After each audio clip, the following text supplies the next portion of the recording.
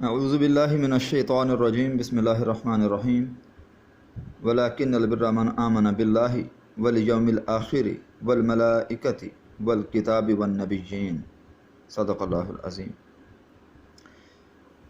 عزیز طلباء طالبات السلام علیکم۔ میں نے ابھی جو آیت تلاوت کی ہے یہ سورۃ البقرہ کی آیت نمبر 177 ہے۔ اللہ تعالیٰ نے اس آیت میں یہ بتایا ہے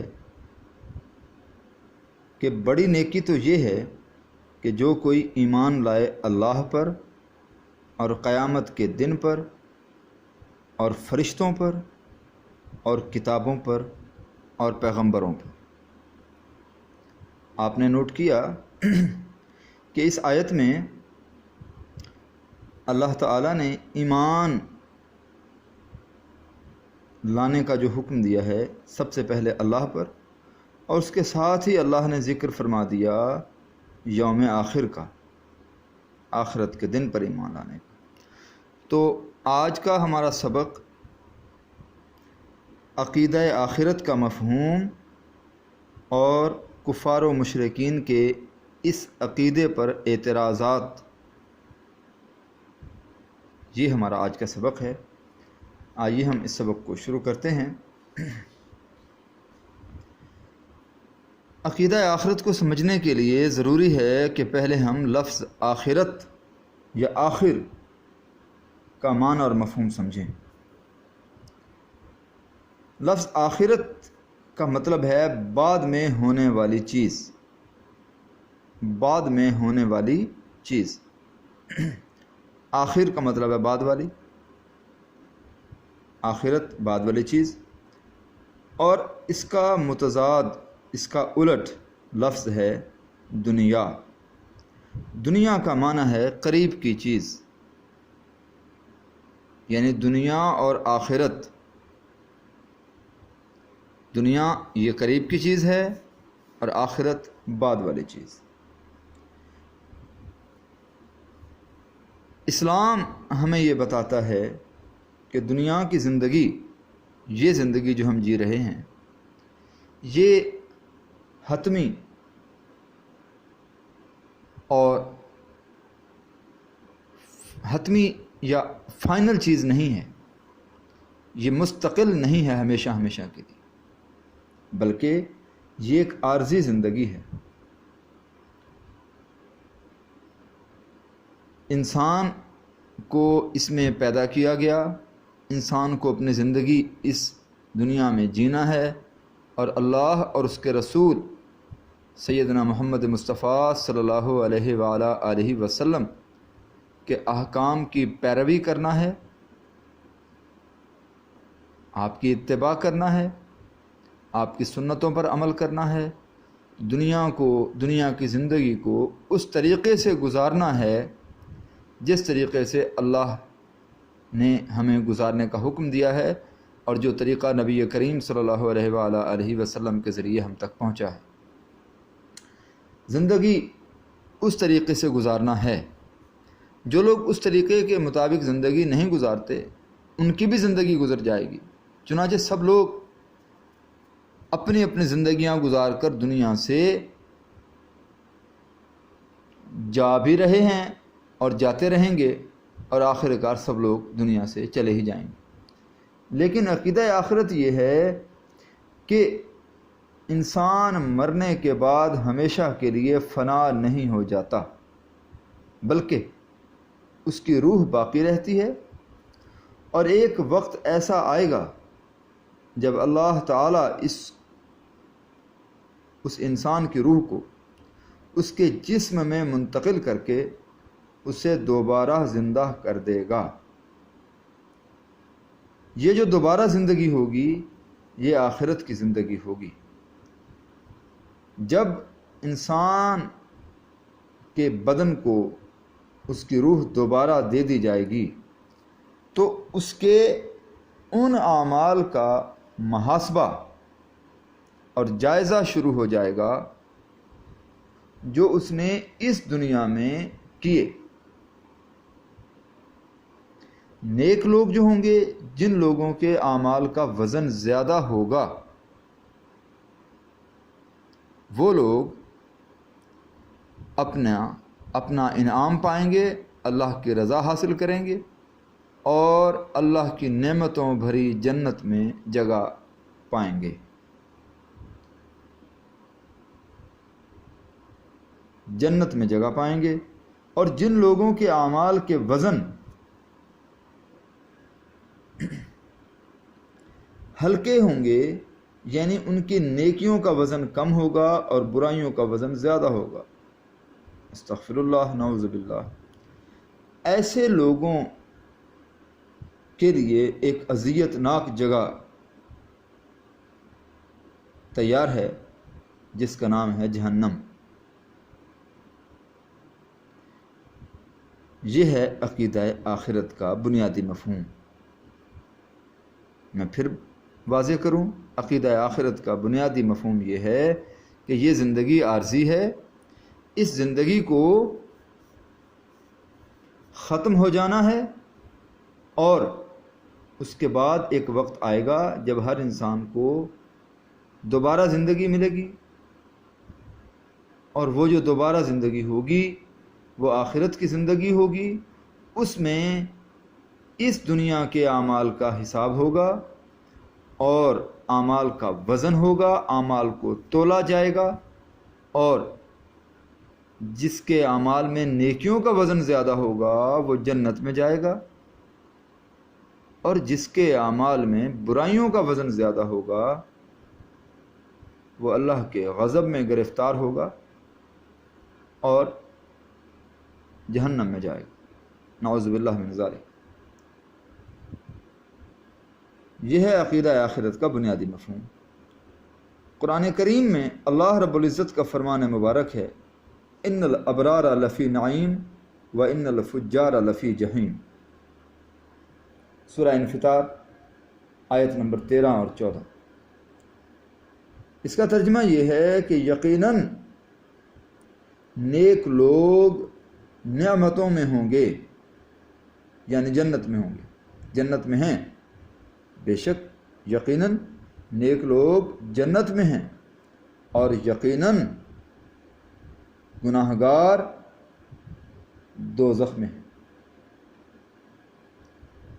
چنانچہ یہ طے ہو گیا کہ نیک کام کر کے ہی، یعنی اللہ کی رضا،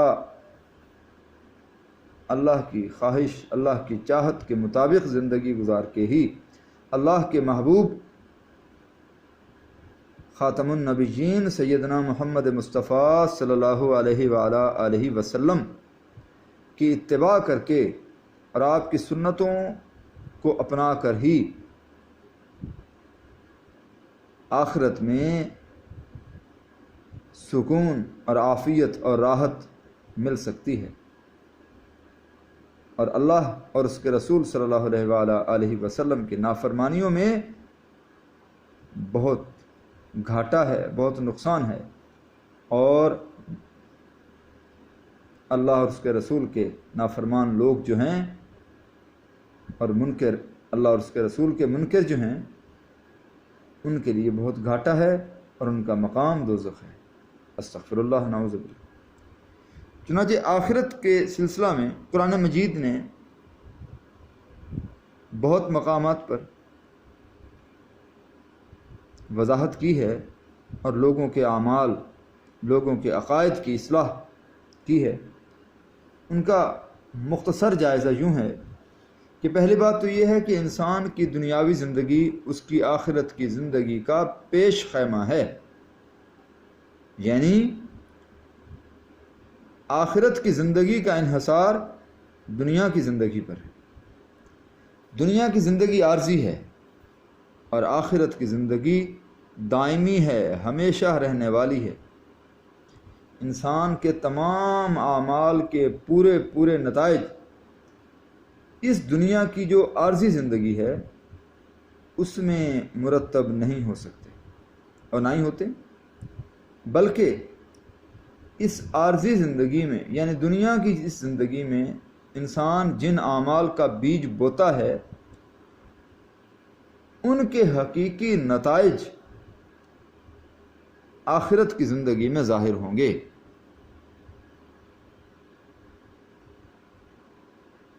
یہ تو ہی پہلی بات۔ دوسری بات یہ کہ جس طرح دنیا کی ہر چیز کی اپنی الگ الگ ایک انفرادی عمر ہوتی ہے، انسانوں کی بھی، ہر انسان کی اپنی الگ عمر ہے، مقرر ہے اللہ کی طرف سے۔ اسی طرح جانوروں کی بھی، پرندوں کی بھی، حشرات کی بھی، تمام مخلوقات کی عمریں ہیں۔ حتیٰ کہ دنیا کی جو چیزیں، مادی وسائل جو ہیں، ان کی بھی ہر چیز کی ایک مخصوص عمر ہوتی ہے۔ کوئی بھی چیز ہمیشہ ہمیشہ رہنے کے لیے اس دنیا میں نہیں ہے۔ تو جس طرح ہر چیز کی ایک الگ الگ عمر ہے اور وہ عمر ختم ہوتے ہی اس چیز کو ختم ہو جانا ہوتا ہے، اسی طرح اس پورے نظام، یہ جو عالم ہے، یہ عالم کا جو نظام ہے جس میں ہم جی رہے ہیں، اس پورے نظام، اس پورے سسٹم کی بھی ایک عمر ہے۔ اور جیسے ہی اس سسٹم کی یہ عمر، اس نظام کی یہ عمر پوری ہو جائے گی، یہ نظام بھی ختم ہو جائے گا اور اس کی جگہ ایک دوسرا نظام آ جائے گا۔ وہ نظام دراصل عالم آخرت ہے۔ قرآن مجید کی آخرت کے حوالے سے تعلیمات کا تیسرا نقطہ یہ ہے کہ جب دنیا کا یہ نظام درہم برہم ہو جائے گا اور ایک دوسرا نظام قائم ہو جائے گا، تب انسان کو جسمانی زندگی پھر سے ملے گی، اور اس روز ایک بہت زبردست عدالت لگے گی۔ اس دن فیصلہ اللہ تعالیٰ کا چلے گا، صرف اللہ کا ہی فیصلہ ہوگا، اللہ ہی کا حکم مانا جائے گا۔ تمام انسانوں کے تمام اعمال کا حساب ہوگا، اعمال کو تولا جائے گا، اعمال کے وزن ہوں گے، اور انسانوں کو نیک اعمال کا اچھا بدلہ، پورا اجر ملے گا،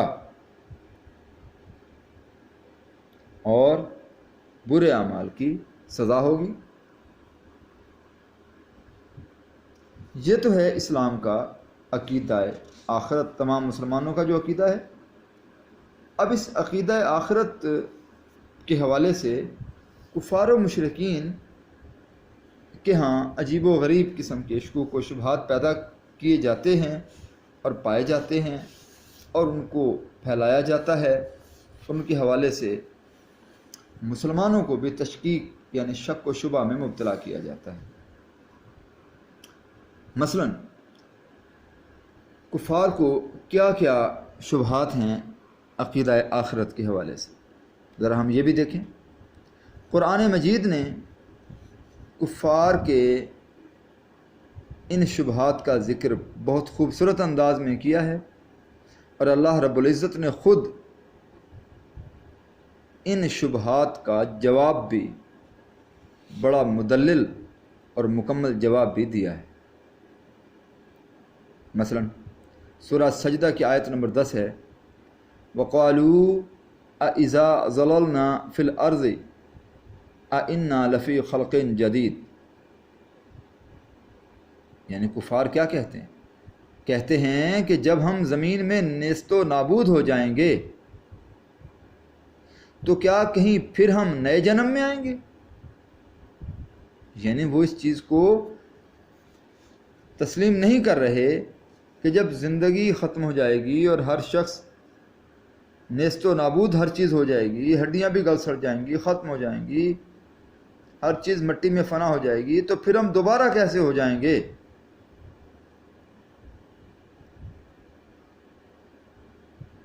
اسی طرح سورہ یاسین میں بھی آیت نمبر 78 میں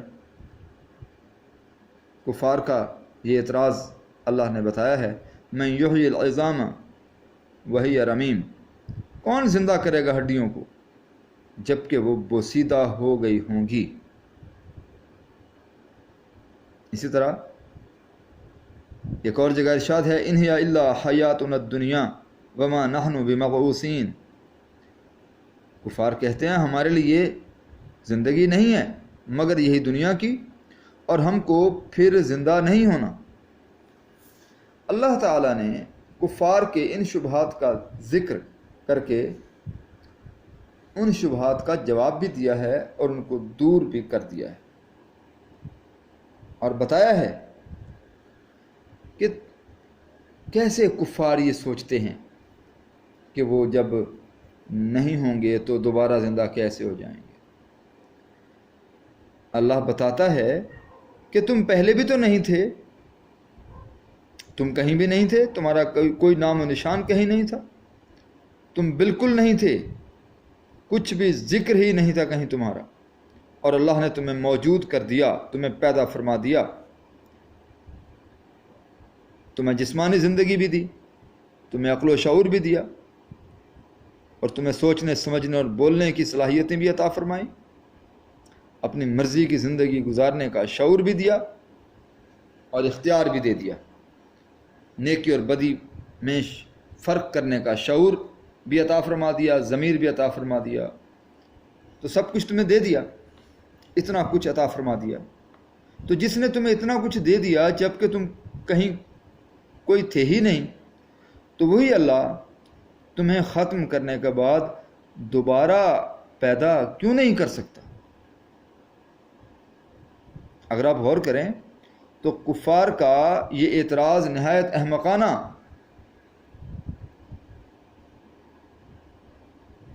قسم کا ہے، یعنی کفار خود بھی یہ کیوں نہیں سوچتے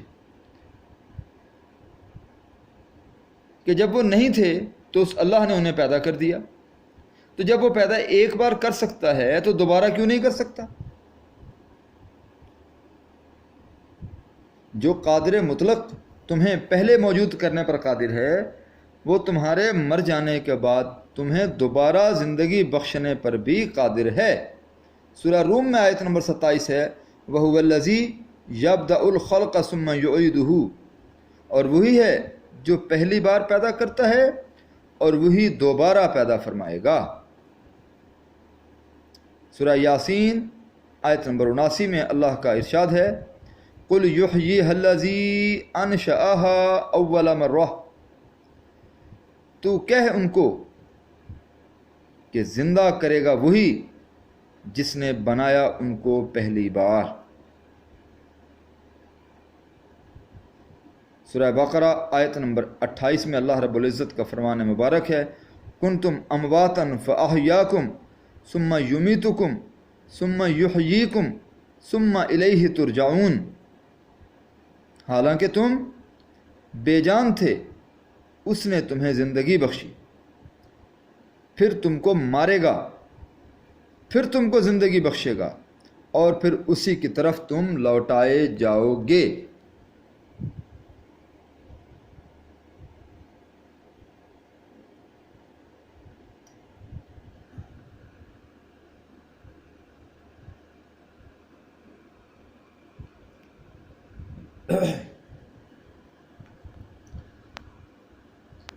یہ تو اللہ نے کفار کے اعتراضات کا جواب عنایت فرمایا۔ اگر ہم غور کریں تو ہماری جو کامن سینس ہے، ایک عام سمجھ بوجھ، وہ بھی ہم سے یہ تقاضا کرتی ہے کہ عقیدہ آخرت ہونا چاہیے۔ جس کا عقیدہ نہیں ہے اس کی بھی عقل یہ ضرور سوچتی ہے کہ کوئی نہ کوئی آخرت کا انتظام ہونا چاہیے۔ کیوں؟ اس لیے کہ اس دنیا میں جتنے بھی نیک اعمال اور احسانات آپ کرتے ہیں، لوگ بڑی بڑی مشکلات اور پریشانیاں بڑے حوصلے سے اور صبر کے ساتھ برداشت کرتے ہیں۔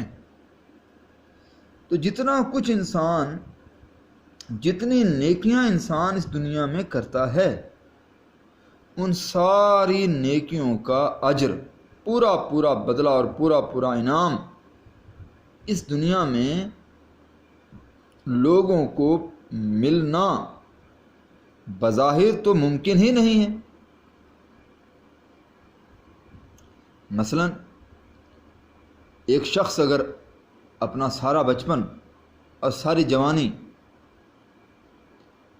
کفار کے یا لوگوں کے ظلم و ستم سہتے ہوئے گزار دے اور آخر کار بڑھاپے میں جا کے اس کو چین کی زندگی مل جائے، کفار کے ظلم و ستم سے نجات مل بھی جائے، تو بڑھاپے میں اس کی وہ قوتیں اور وہ توانائیاں تو اس کے پاس نہیں رہیں کہ وہ زندگی کی ان خوشیوں کو دوبارہ سے انجوائے کر سکے، ان سے دوبارہ لطف اٹھا سکے اور اس طرح اٹھا سکے جیسے بچپن میں یا جوانی میں اس کو اٹھانا چاہیے تھا، کیونکہ جوانی اور بچپن تو چلا گیا اس کا۔ تو اب اس کو اگر عارضی طور پر راحت اور سکون مل بھی گیا ہے تو اس کا وہ دور تو واپس نہیں آئے گا جو ان مشکلات کو جھیلتے ہوئے گزر گیا۔ اس طرح اور بے شمار معاملات ہیں، انسان نیکیاں کرتے ہیں اور ان نیکیوں کا، جتنی نیکیاں انسان کرتے ہیں ان کا پورا پورا اجر اس دنیا میں ان کو وصول ہونا ممکن ہی نظر نہیں آتا۔ اسی طرح انسانوں کے اعمال میں جو برائیاں ہیں اور جو گناہ ہیں اور جو نافرمانیاں ہیں، بعض اوقات اس قدر شدید اور اتنے کثیر ہوتے ہیں کہ ان کی پوری پوری سزا ان کو دیا جانا اس دنیا میں ممکن ہی نہیں ہوتا۔ میں ایک مثال دوں، جنگیں ہوتی ہیں، کسی ظالم حکمران نے اگر کسی ملک پر، کسی ریاست پر، کسی عوام پر کوئی جنگ تھوپ دی اور اس جنگ میں وہاں کے ہزاروں اور لاکھوں لوگ مر جاتے ہیں، تو اب ایسا کون سا طریقہ ہے کہ اس ظالم حکمران کو یا اس بادشاہ کو ایسی کون سی سزا دی جائے کہ لاکھوں لوگوں کی اموات کا سارا بدلہ اس سے پورا ہو جائے؟ آپ زیادہ سے زیادہ اگر وہ پکڑا بھی جائے، بادشاہ اگر وہ حکمران کہیں سے پکڑا بھی جائے، اول تو آپ دیکھتے ہیں کہ ظالم حکمران اور ظالم ڈکٹیٹرز جو ہوتے ہیں، جنگیں مسلط کرنے والے، وہ لوگ اس قدر عموماً طاقتور ہوتے ہیں یا ان کے پیچھے ایسے لابیز یا ایسے لوگ جنہوں نے ان سے مفادات اٹھائے ہوتے ہیں، وہ ایسے ہوتے ہیں کہ وہ ان کو بعد میں بھی کسی عدالت میں پیش ہونے یا گرفتار ہونے سے بچاتے ہیں۔ تو آپ مجھے یہ بتائیے کہ ایسا کیسے ہو سکتا ہے کہ ایسے ظالموں کو ان کے تمام مظالم کا بدلہ ان سے لیا جائے؟ نہیں ہو سکتا۔ کفار و مشرکین نے مسلمان ریاستوں پر کئی سال، کئی دہائیاں ظلم و ستم روا رکھے۔ آپ ان حکمرانوں اور ان ظالموں سے وہ بدلہ سارے کا سارا کسی بھی صورت نہیں لے سکتے۔ بہت زیادہ ہو تو آپ کسی ایسے بادشاہ کو یا ایسے ظالم کو زیادہ سے زیادہ ایک بار پھانسی اور سزائے موت دے سکتے ہیں، جبکہ مارے اس نے لاکھوں ہیں۔